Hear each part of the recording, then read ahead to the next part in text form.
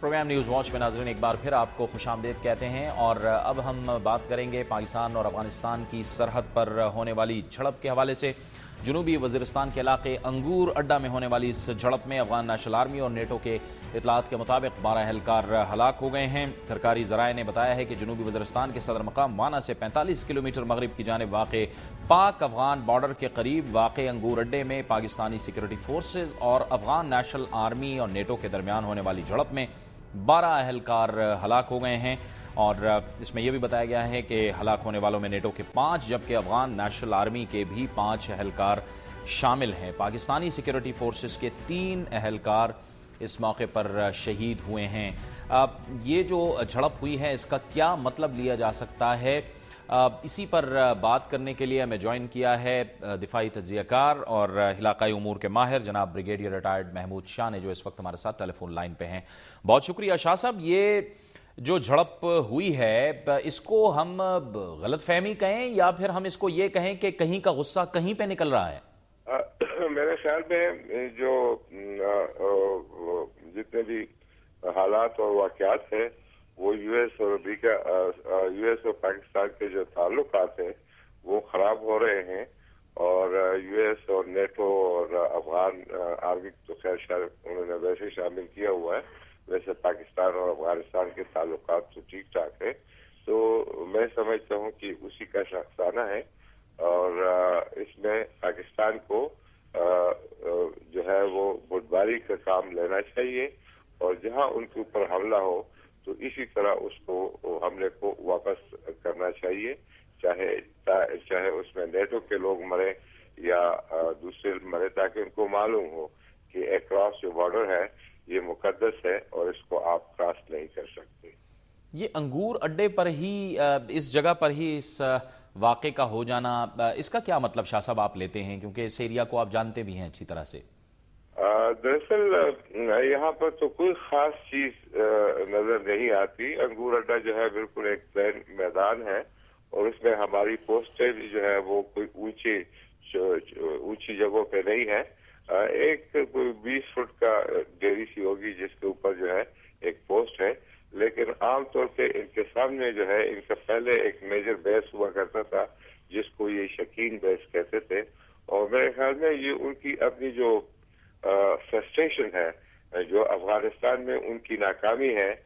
جس کے اوپر کل انہوں نے کافی بحث بھی کی ہے، اور اس کے لیے جو ہے ان کی جو فرسٹریشن ہے وہ جب جو ملیٹنٹس ہے ان کو تو یہ کچھ نہیں کر سکتے اور افغانستان میں فیلئر ہے، تو بارڈر کے اوپر جو ہمارے سیکورٹی فورسز ہے اس کو نشانہ بناتے ہیں، اور میرے خیال میں یہاں بھی اگر ان کو منہ کی کاری پڑے تو میرے خیال میں ان کو سمجھ آئے گی۔ یہ شاہ صاحب لیکن افغانستان کے اندر جس طرح سے امریکہ کو اس وقت مشکلات کا سامنا ہے، دوسری جانب یہ جو ریمنڈ ڈیوس والا معاملہ ہوا جس سے یہ بات ثابت ہوئی کہ امریکہ بہرحال اب بھی باز نہیں آ رہا ڈبل گیمز سے، اور وہ لوگ جن کو توجہ دہشت گردی کے خلاف جنگ پہ دینی چاہیے تھی وہ پاکستان کے نیوکلیئر اثاثوں کے خلاف کام کر رہے تھے، یہ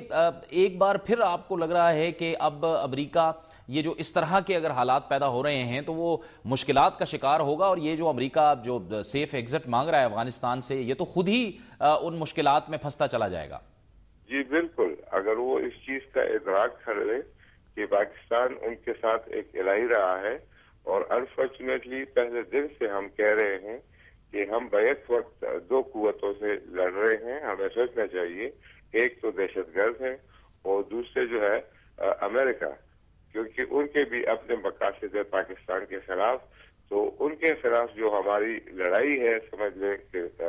اس طرح کی تو نہیں ہے کہ ہم ان کے ساتھ جنگ کریں، لیکن یہ ہے کہ جو ہم نے ابھی جو تجویزیں دی ہیں یہ بہت پہلے دے دینی چاہیے تھی کہ یہ پاکستان کے سرحد کے اندر آپ جو ہے حملہ نہیں کر سکتے، یہ آپ کو حق حاصل نہیں ہے، نہ یو این مینڈیٹ میں ہے، یہ انٹرنیشنل بارڈر کی خلاف ورزی ہے، اور دوسرا ہمارے ملک کے اندر جو ہے آپ کے ایجنٹس، آپ کو معلوم ہے کوئی بھی ملک جو ہے وہ کسی دوسرے ملک کے ایجنٹس کو تسلیم نہیں کرتا، اور اس کے اوپر وہ اپنی ایروگنس دکھا رہے ہیں، اور میرے خیال میں جب تک یہ جو بنیادی چیز جو پاکستان کی ساورٹی کے متعلق ہے اس کے اوپر راضی نہیں ہوں گے تو پاکستان کے ساتھ جو پاکستان کے الائنس ہے ان کے ساتھ یہ خطرے میں ہوگی اور اس طریقے سے ان کی جو مشکلات ہے افغانستان میں وہ بڑھے گی۔ میرے خیال میں